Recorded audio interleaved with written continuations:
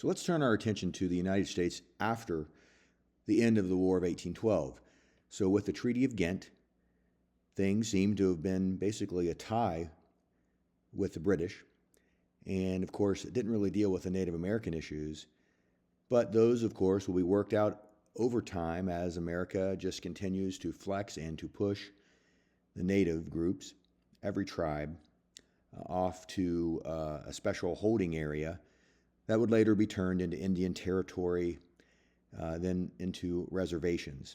And so soon we'll talk about the forced migration and the Trail of Tears of the natives from the eastern part of the country and other parts, even in the northwestern part around the Great Lakes, all over really, Florida, all over to the Indian Territory, which would later become Oklahoma. But in the late 18 teens, America had proven that we weren't a complete pushover. We had fought the British twice, once during the Revolution and once during the War of 1812, and we won the Revolution with the help of the French, and we tied them in the War of 1812, and they were working with the natives.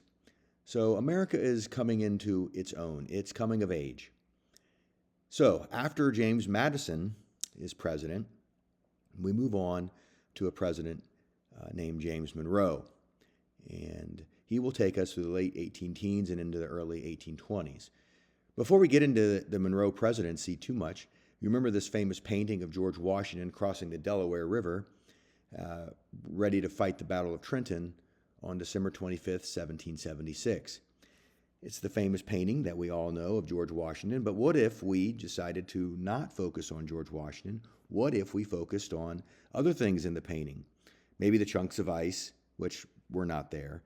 Maybe these people standing up with horses. It probably didn't go down this way, but there were some aspects of it that are true. For example, the man holding the flag next to George Washington was one of the officers during the War for Independence, and we don't always focus on him.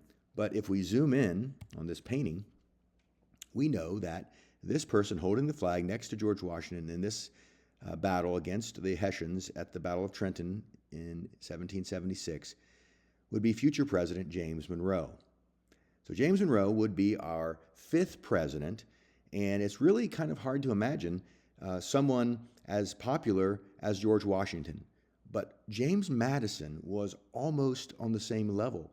So that's why I like this painting, because it's showing you two of the most popular presidents in American history in terms of hardly anyone would really oppose these two when they run for president. You know, George Washington was unanimous. James Monroe in his second term was pretty much unanimous. Nobody even really ran against him in 1820. So James Monroe is our fifth president. He'll take over in 1817, be reelected in 1820 for a second term. So James Monroe is a president, right? But some would consider him a superhero. I mean, look at that chin. When he was president or running for president, many of the people in the country, particularly the ladies, said that he was tall and well-formed. So I guess that means he was big and handsome, very much like George Washington. But when James Monroe is president, he's often connected to this time in American history known as the era of good feelings. So he's elected president in 1816 and again in 1820, and will take over as president in 1817 and will be president until 1825. And during his time as president, there will be a great deal of nationalism, which is the pride in the country, and incredible transportation improvements, which we'll talk about in this lecture notes video. So here's the results of the election of 1816. You can see very popular. He's a Southerner. He's from Virginia. He's a Democratic Republican. He was connected to James Madison and Thomas Jefferson, kind of what we would call the Virginia dynasty.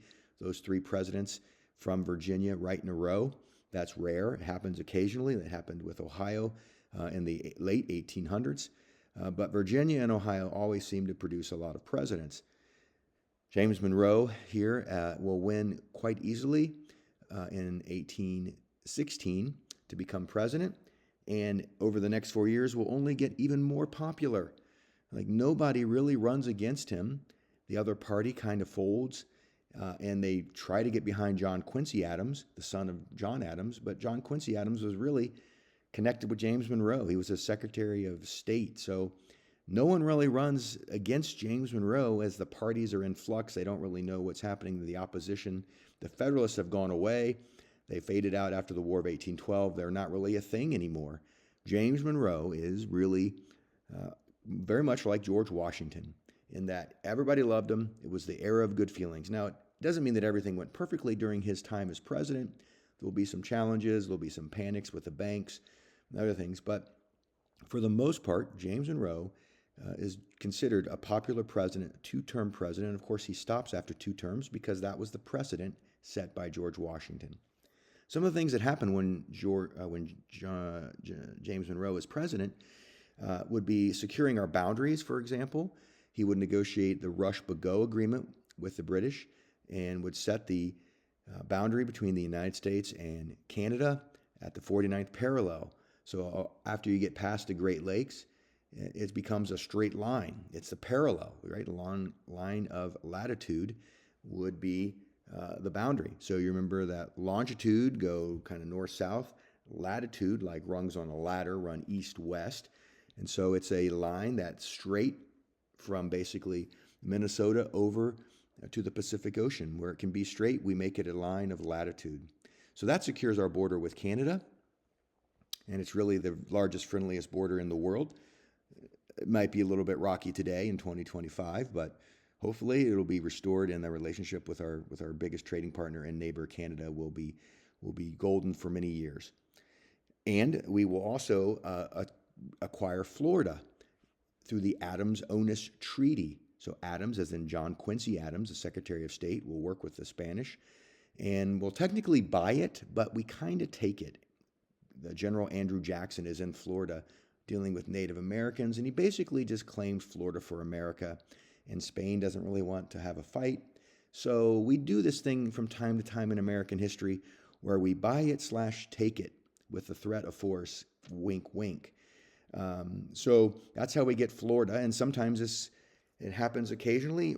In 2025, President Trump is doing the same kind of posturing as many presidents did in the 1800s with his talk of Greenland. And so maybe President Trump would have been a great president in the 1800s when America was expanding, used our muscle and our growing position as a power to secure territory for the United States. It was a major thing in the 1800s. It's kind of not been a thing so much lately, but he's not new in doing this. President Monroe did it with the Rush-Bagot Agreement and the Adams-Onis Treaty. So the next time you go to Florida, maybe on spring break or whatever, maybe just scream out Adams-Onis Treaty when you're on the beach or in a restaurant. Maybe you'll get some looks. Maybe you'll get tased. I don't know. But it's a shout out to President Monroe and John Quincy Adams. So if you look at this map here, you can see the territory that would be added. You see that boundary line between Canada and the United States. And you also see the territory from Florida, which we would get now as a territory, and it would soon quickly become a state, a southern state. And Florida, for example, as a southern state, you don't think of it very often, but it would also help to foster one of the biggest issues or cause or to continue the biggest issue in American history, which is slavery. Some of the big issues would be big states and little states, states' rights versus the federal government, and where does federalism play in it? But really the issue of slavery, race-based slavery in the American South would be the biggest issue. And so, of course, it will tear the country apart, and there'll be a civil war to try to preserve the union, the marriage that Lincoln will not let have a divorce. But of course, in 1820, we've got a couple of things happening. One is we've got a state of Missouri, a territory of Missouri wanting to join the Union. But if they came into the Union, they would be a slave state. And so the policy was of President Monroe and then other presidents is try to keep it balanced, try to keep the same number of slave states as the same number of free states in the Union. And so they worked it out so that they could add Missouri as a slave state and then add the state of Maine, which had been a territory of Massachusetts, as a free state in 1820. And that would keep the balance, and that would make everybody happy. And, in politics, everything is about compromise, when you can compromise. Some things you can, like where you're going to put a road or, how much someone's going to make per hour. You can maybe meet in the middle, but some things are really hard to compromise on, like religion. That's why we've never really found a good peace in the Middle East, because you're just not going to get people to compromise core tenets of their faith. And slavery. I mean, we were able to do it for a while. We could push off the inevitable with the compromise of the Missouri Compromise in 1820. But another part of that compromise would be drawing a line. Here you see it on the map with the red arrow, the 36th degree, 36 line parallel. And you can see that it was just a bold line. And Missouri is above that line, right? They didn't literally draw a line on the ground, but they knew that this was the map, and on the Earth's latitude, anything above that would be free, except, of course, Missouri. And everything below would be slave going forward. This was the deal that was made in Congress, and President Monroe supported it. So it's not going to work out, but it will buy America a little time. But as the country goes westward and it grows and takes territory, the question of whether slavery will expand into that new territory will become a question that will eventually lead to a civil war. But the Missouri Compromise puts that off for about 40 years. Other big changes when President Monroe is president would be the beginning of major transportation changes. Now, again, it's going to seem pretty lame compared to today's transportation, but in the 18 teens and 20s and 30s, it will be a revolutionary. Now, this is all before railroad, so of course railroad will come along and change all of this and make a lot of this obsolete. But what we're going to talk about now with like the National Road, which will run from Maryland to Illinois, will be a huge improvement for the United States. For the first time, there's an actual road, not some trail, that you can go west on. And so along this national road, as it's built over the course of many years, it won't be like a road of today, but it will be a road where cities will begin to develop and pop up on. It's not like people got on the road and said, I want to go to Indianapolis or I want to go to Columbus. They got on the road, and at certain points they stopped at places like Columbus or Wheeling. And back then Wheeling was in Virginia. You would stop there and say, hey, maybe I'll make a grocery store here, or maybe I'll start a hotel, or maybe I'll just get some land here and be a farmer near this new town of Columbus. And so these cities along the National Road would pop and grow over time. And so here's what it might have been like on the National Road. Again, it's not a road like you would think today, but it was generally flat, where it could be flat, and it was generally safe and well-traveled. And so cities would start to pop up on these on the National Road, and it really would mean more people and goods and ideas could flow east and west, and states like Ohio and Indiana and Illinois will pop. And of course, these three states will be important as we head into those years right before the Civil War. Ohio and Illinois in particular will be important to the Union cause. But these roads, it's a beginning. It's the beginning of our road system. So I know this might seem basic, and please forgive me if it is, but it might be helpful to think of like inside your body right now. Now, I don't like thinking about what's going on in my body right now inside of it, but we all have arteries and veins, and I'm sure you remember from all your time studying the human body that arteries take blood away from the heart, whereas blood is brought back to the heart in veins. And there are major arteries like your aorta that if something happens to that, you are done within seconds. But then out in the more peripheral areas, maybe your fingertips, you have tiny little blood vessels that if you cut your fingertip, you're not probably going to bleed to death.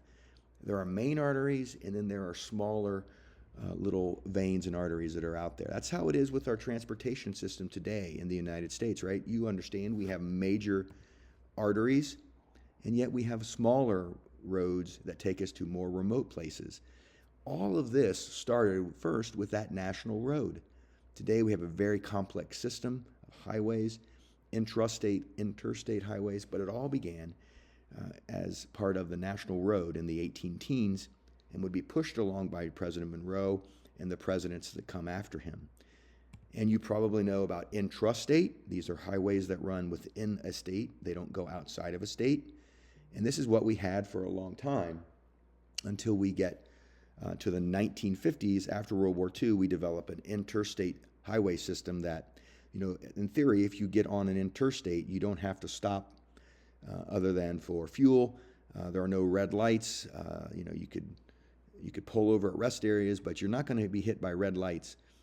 You'll be around the towns and you can make good time. Now, it doesn't mean there's not construction that might slow you down, but before this system in the 1950s, you would be stopping at every little town, every red light. And maybe those were the golden days of highway travel. Route 66 would take you through small towns, but now we have interstate highways but it all began with the National Road. And you probably know that our highway system today looks like this. Even numbers run east-west, starting with 10, going up the ladder to 90. So if you're on an interstate that is even number, you could travel east or west. And of course, odd numbers are going north and south. But again, it all started on this national road. So while that seems like it's not really that big of a deal back in the day, it really is the beginning of something amazing in the United States. And besides the road travel, there's also an effort to connect rivers and lakes in some ways to each other. And if that meant digging a huge long canal, we would do it. We would spend a great deal of money in the teens and 20s. Really, about 200 years ago was the golden age of the canals when they were being built, and they really would help the movement of goods and people and ideas. So in this diagram, you're looking at the Erie Canal, and it would take you from, say, New York City up the Hudson River, and you could go across the state of New York once the canal system was built. So think of the canals would be like steps in waterways. So it's like lifting you up. They have ways to use locks to create steps to raise you up or raise your boat up and lower you, basically through water steps that they built across the state. And they would tap into pre-existing lakes like the Finger Lakes in New York, but they would connect you to the Great Lakes. So you can see here Lake Ontario and then eventually Lake Erie. And once you got to Lake Erie, you could make your way through the Great Lakes all the way over to Chicago or to Minnesota. And if you wanted to, after time, in Ohio, they will build canals that will connect Lake Erie to the Ohio River. So now you can catch a canal in the Cleveland area to the Columbus area, down through the center of the state to Portsmouth and get on the Ohio River, or you could go over to the Toledo area and take the Miami Canal down and catch the Miami River near Dayton and go down to Cincinnati. And so Cincinnati will be really become a major city because of the canals.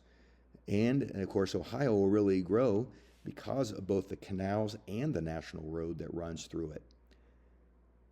So it's possible and happened quite a bit that you could go from New York City through the Erie Canal all the way to the Great Lakes to Lake Erie, go over to Cleveland, get on the Ohio Canal system, go down to the Ohio River, and you can go to Cincinnati, St. Louis, and all the way to New Orleans and the Gulf by using these canal systems. So it really was revolutionary, but it's not easy. It's going to take a lot of work, back-breaking work with no heavy machinery, right? They don't have bulldozers. They don't have any kind of trucks. They're all pulleys and shovels and mules that will make these ditches, dig these ditches that are just hundreds of miles long and would be amazingly difficult to build, but what a marvel in engineering. So here's an example of what you see a canal would have looked like. Most likely the canal boats would be pulled by mules on the side of the canal, walking on a path, pulling a boat.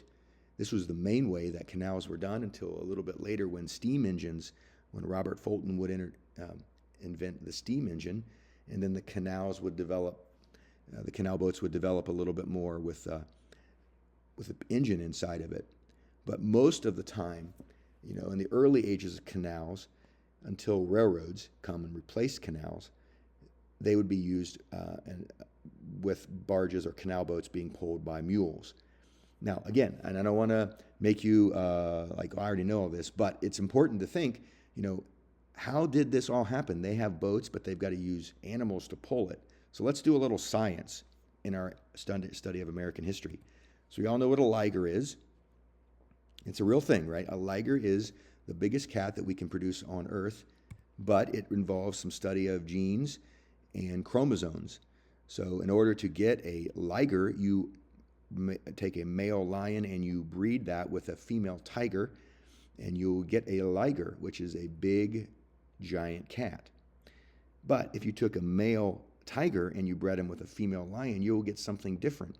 It's called a tigon, and it's not quite as big and it's not as powerful. And in both of these, because of the genetics involved, both are male, so they are not going to be able to reproduce, I don't believe, with the liger and the tigon. What's this got to do with canals? Well, they needed an animal that could pull the boats that was better than a horse.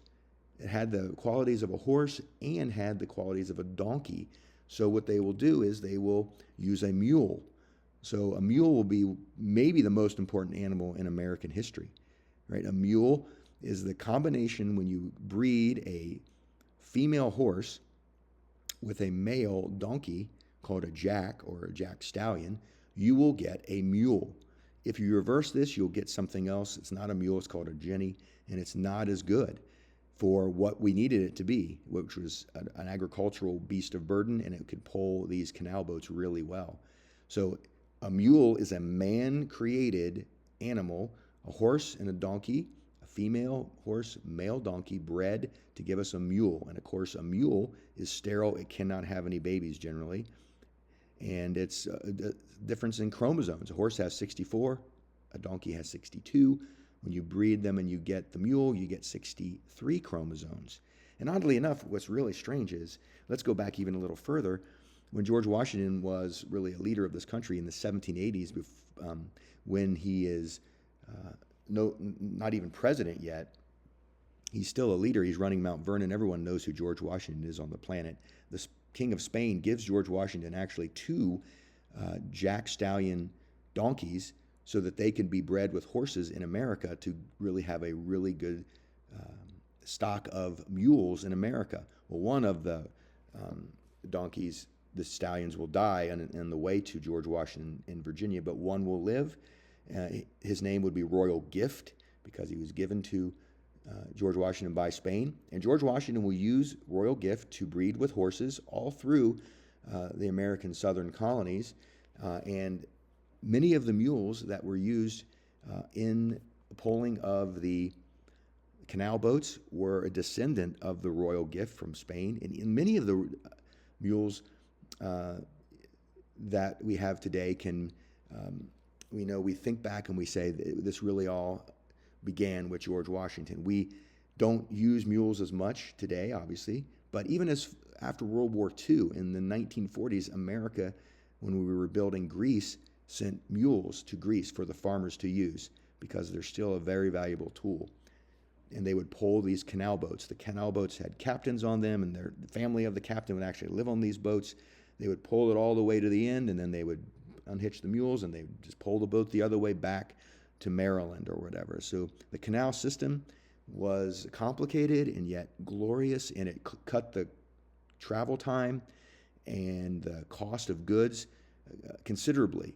It doesn't seem like it would be exciting or that sexy, but it really did change America and would even operate well into the railroad years, but eventually will fade out as the railroad becomes the main way of transporting people and goods across the country. And this all begins to happen when James Monroe is president. And finally, for James Monroe, one of his last things that he's probably most known for is the Monroe Doctrine. When he becomes president, he somehow thinks that America has the authority and the power to tell European powers to stay out of our hemisphere. So a doctrine is a statement of beliefs, and if you are a president of the United States, you definitely want to be able to say you have a doctrine. Every president wants to say they have a doctrine. The Monroe Doctrine is the original OG doctrine of a president. And in this, it was mostly written by John Quincy Adams, who was the Secretary of State under James Monroe. But Monroe gets the credit. Monroe said that Europe, you should stay out of the Western Hemisphere, and we will leave Europe alone. Basically, we will leave your neighborhood alone, you leave our neighborhood alone. And we do sound like maybe a bigger deal than we really are, but it works. The European powers kind of back off our hemisphere, and they kind of worry about their hemisphere. Maybe this is kind of the way presidents think today. It would seem like President Trump has this idea that we'd like to maybe have Greenland and run this part of the world, and maybe he will, with other world leaders, figure out other spheres of influence around the globe. But this idea of this is America's hemisphere was a big deal in 1823 when James Monroe puts it out there. And it's still kind of a thing. Every president wants to say they have a doctrine, but it all began with James Monroe.